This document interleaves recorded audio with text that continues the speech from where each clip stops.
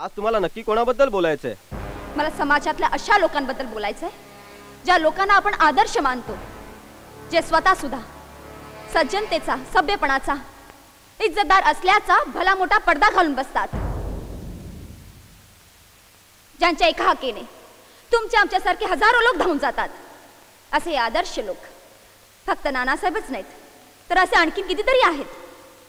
अशा या लोकांचं खरं रूप मला समाजाला दाखवून द्यायचं होतं. काय?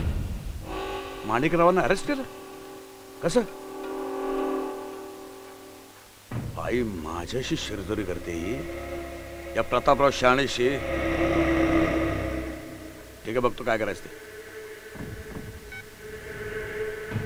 मोठे मोठे माझ्या डाव पेचायला घाबरतात आणि छटाक भराची पोरगी माझ्याशी पाठशिवणीचा खेळ खेळतीये. ज्याच्या तालावर ही धिंगाणा घालते ना त्यालाच बेताल केलं पाहिजे. राजकारणात बुद्धिबळाचे डाव खेळावे लागतात. नानासाहेब, त्या भटक भवानीला पहिला हाकला, नाहीतर. हे बघा, आधी शांत व्हा आणि सभ्य भाषेत बोला. म्हणून सांगतो तुम्हाला, त्या बाईला हाकला पहिलं. अहो, डेप्युटी सीएम नसलो म्हणून काय झालं? पार्टीचा कार्यकर्ता आहे, आमदार आहे मी. मग त्या 4 दमडीच्या बाईला आमच्या डोक्यावर नाचवतोय तुम्ही? ऐकून ती बघायचं असलं चालायचं नाही. पहिलं तिला हाकला. मी नसताना माझ्या माणसाला अरेस्ट होते म्हणजे काय? पहिला हाकला तिला. विचार करावा लागेल. काय विचार करू नका, पहिला हाकला तिला. आपल्या पोझिशनचा गैरफायदा उचलते ती बाया. हा, मीडियावाले सुद्धा बोलायला लागलेत की सरकारचं रिमोट कंट्रोल तिच्या हाती म्हणून. म्हणजे राज्य चालवतो आपण, डिसिजन घेते ती. हकला काय हकला? इतकं सोपं नाही राहिलं ते. तुम्ही म्हणता तशी ती 1.5 दमडीची नाही राहिली. आता पब्लिक फिगर झाली आहे. पब्लिक अख्ख्या महाराष्ट्रातल्या बायका तिच्या पाठीशी आहेत. न्यूजची ती स्टार आहे, स्टार. पण कोणामुळं? हा, कोणामुळं? तुम्ही तिच्या डोक्यावर हात ठेवला म्हणूनच ना. तोंडात येईल ते बोलू नका. तुम्ही म्हणताय तशी ती डोईजड झाली आहे, पण असं अचानक हाकललं तर पब्लिकला काय उत्तर देणार तुम्ही? तो तुमचा प्रश्न आहे, ते तुम्ही बघायचं. आम्हाला ती त्या पदावर नको. बघतो, काहीतरी मार्ग काढतो. झालंय म्हणजे तुम्ही मार्ग शोधणार. म्हणजे तुम्ही त्या खुर्चीवर असेपर्यंत अवघडच आहे. काय म्हणायचं काय तुम्हाला? मला काय म्हणायचं तुम्हाला चांगलं ठाऊक आहे नानासाहेब. पण नानासाहेब, वस्तू जर का डोईजर झाली ना तर माणसाने ती खाली टाकावी, नाही तर त्याच्या वजनानं मान तुकावी लागते माणसाला. जनावर सुद्धा बाहेरच्या कळपातल्या जनावरांना गळ्याशी लावत नाही, कारण त्याला माहीत असतं त्या जनावरांना कळपाबाहेर काढणं अवघड आहे म्हणून. प्रतापराव, जनावर ह्या विषयावर लेक्चर देण्यापेक्षा तुमचं पद गेलेलं आहे.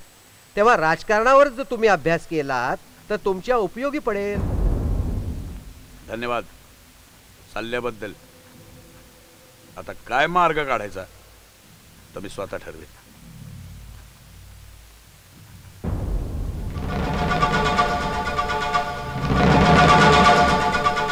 उद्या प्रेस कॉन्फरन्स संपता सोडवायचं. कोणाला? कुणाला काय? पूजाला. पूजाला? साहेब काय बोलता तुम्ही? सॉलिड राडा होईल. होते की होईल नाही, आपण करायचा. अरे तेव्हा तुला म्हणतील ना की आमचा भांडाफोड केला म्हणून नानासाहेबांनी उडवली. हे बघा मंडळी, जनतेचा आमच्यावर विश्वास आहे, आमचा जनतेवर विश्वास आहे.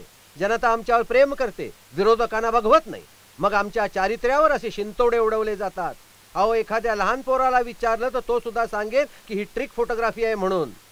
मंडळी, खरं सांगायचं तर आजकाल कोणाबरोबर फोटो काढून घेणं धोक्याचं झालेलं आहे. कुठला फोटो कशाला जोडून दाखवतील काही सांगता येत नाही. शहाणे साहेब म्हणत होते की शहाणे साहेब काय म्हणत होते ते आपण नंतर बघूया. बस.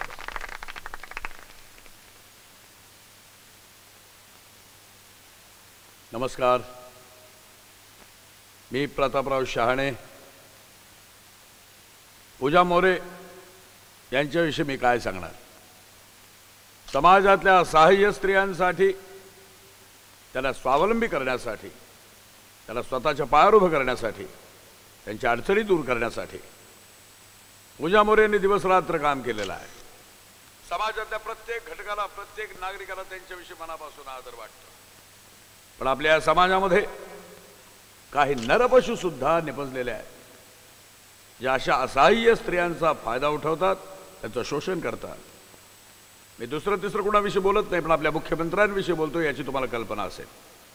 या व्यक्तीनं पूजा मोरे यांचा मानसिक आणि शारीरिक छळ केलेला आहे, आयुष्य उद्ध्वस्त केलेलं आहे.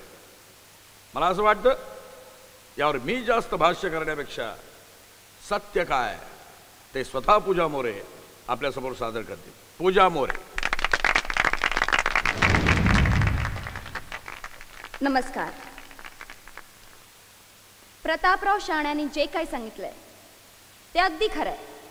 ही दीड दमडीची भवानी, मी नानासाहेबांच्या हिची इशाऱ्यावर हिम्मत. कटपुतली होते. कारण त्याशिवाय मला माझं काम करताच येणार नव्हतं. मला स्त्रियांचं रक्षण करायचं होतं. त्यांना त्यांच्या हक्काची जाणीव करून द्यायची होती. त्या असुरक्षित होत्या, असंघटित होत्या. त्यांना सुरक्षित करून संघटित करायचं होतं. समाजातल्या प्रत्येक ठिकाणी, प्रत्येक स्तरावर स्त्रियांच्या कमजोरपणाचा फायदा उचलला जातो. जसा माझा घेतला गेला. कुटुंबाच्या गरजेपोटी मी या दुष्टचक्रात अडकले. ज्या कुटुंबासाठी मी हे केलं त्या कुटुंबानेच मला आपलंसं ठेवलं नाही. वर ज्या राक्षसांनी माझा पहिला बळी घेतला त्या गुप्ते नावाच्या राक्षसांनी मोठ्या अब्रूचा आळ आणून मला मात्र बदनाम केलं. खोटं काय काय सांगते काय ती? नाही अहो एक शब्द बोलू नका. कुठल्याही मुलीचा एकदा असा वापर झाला की सर्वप्रथम ती स्वतःच्या नजरेत पडते, मग समाजाच्या. मी जेव्हा घराबाहेर पडले तेव्हा माझ्या गरजा फार थोड्या होत्या. मला पुन्हा स्वतःचा वापर करून द्यायचा नव्हता. पण मी जिथे जिथे गेले तिथे तिथे मला असंच ओरबडण्यात आलं. माझा हा विरोध तर माझ्या सख्या मैत्रिणीलाही मान्य नव्हता. तिच्यामध्ये एकदा केलेली गोष्ट वारंवार करायला काय हरकत आहे? अशा या मुलींचा गैरसमज असतो. हा समाजाचा नियम आहे आणि तो बदलूच शकत नाही. हेच दुष्टचक्र मला भेदायचं होतं. आज तुम्हाला नक्की कोणाबद्दल बोलायचंय? मला समाजातल्या अशा लोकांबद्दल बोलायचंय ज्या लोकांना आपण आदर्श मानतो, जे स्वतः सुद्धा सज्जनतेचा, सभ्यपणाचा, इज्जतदार असल्याचा भला मोठा पडदा घालून बसतात. ज्यांच्या एका हाकेने तुमच्या आमच्यासारखे हजारो लोक धावून जातात. असे हे आदर्श लोक फक्त नानासाहेबच नाहीत तर असे आणखी कितीतरी आहेत. अशा या लोकांचं खरं रूप मला समाजाला दाखवून द्यायचं होतं आणि प्रत्येकाचे पुरावे आहेत माझ्याकडे.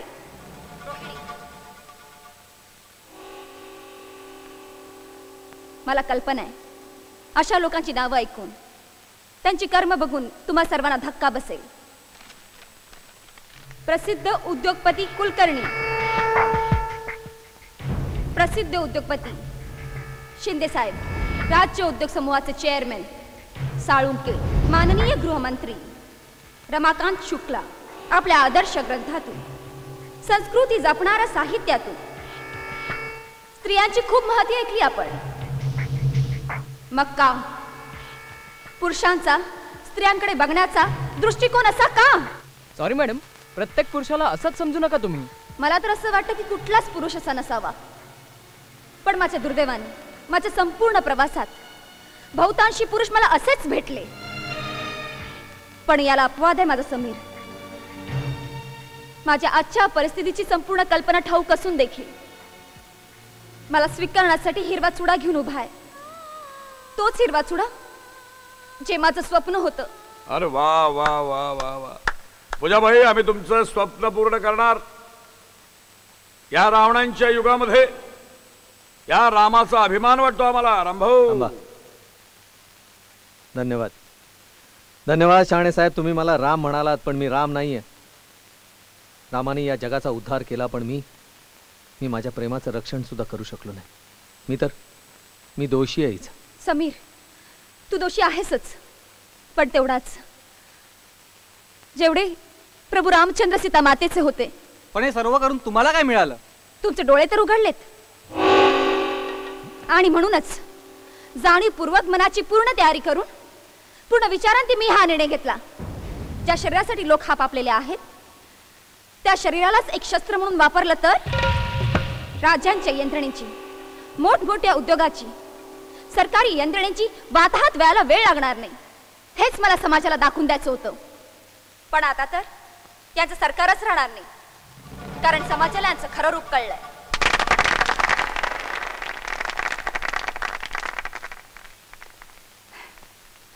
तुम्हा सर्वांचा गैरसमज होत असेल. या राक्षसांच्या गदारोळात हे शाणे तेवढे सज्जन असतील, पण हे तसे नाहीयेत. हा तर सर्वात मोठा राक्षस आहे. काय बोलतेस तू? साहेब काय बोलू नका, लाईव्ह चालू आहे. ती काय बोलतो बघ ना. हा माणूस खुर्चीच्या अभ्यासापायी कितीही खालच्या थराला जाऊ शकतो. खोटं खोटं बोलते बाई. मित्रांबद्दल बोलत होत्या तेव्हा खरं बोलत होत्या आणि आता खोटं बोलतायत. वा मॅडम, तुम्हाला हे म्हणायचे की प्रत्येक स्त्रीने तुमच्यासारखाच मार्ग निवडावा? अजिबात नाही. हा आदर्श मार्ग नाही, पण कुणीतरी पुढाकार घेऊन अशा माणसांना धडा शिकवणं गरजेचं होतं आणि ते मी केलंय. समाजात कोणालाही निर्वस्त्र व्हायला आवडणार नाही. मग अशी वेळ काय येते? माझं आयुष्य तर बेचिराग झालंय ना. मी त्या परिस्थितीत जे योग्य होतं तेच केलंय. ते चूक होतं की बरोबर ते तुम्ही ठरवायचंय.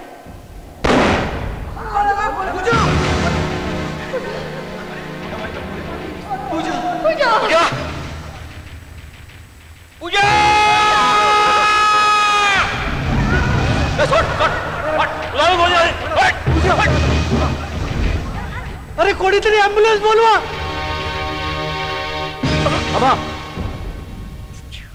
प्लीज. नाही, नको. माझ्याकडे वेळ खूप कमी आहे. नाही पूजा, नाही. तुला काही होणार नाही. तुला काही होणार नाही. समीर, समीर, मी वाचण्याचं वाटत नाही रे. नाही पूजा, नाही.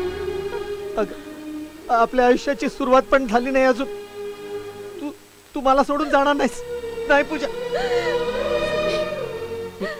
समीर, तुझ्याबद्दल वाईट वाटतं रे.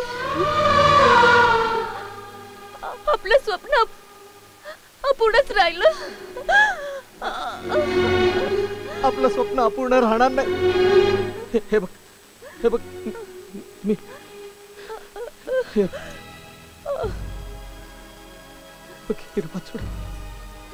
तुझं स्वप्न सगळ्या जगासमोर तुझ्या हातात घाल.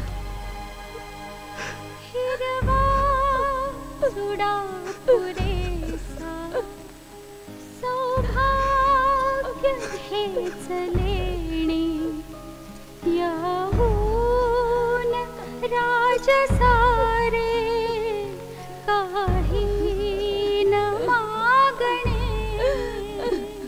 हातात हात माझ्या दे आज तू सुखाने सजवीन हात राणी हिरव्याच ह्या चुड्याने. हिरवा चुडा पुरेसा, हिरवा चुडा पुरेसा.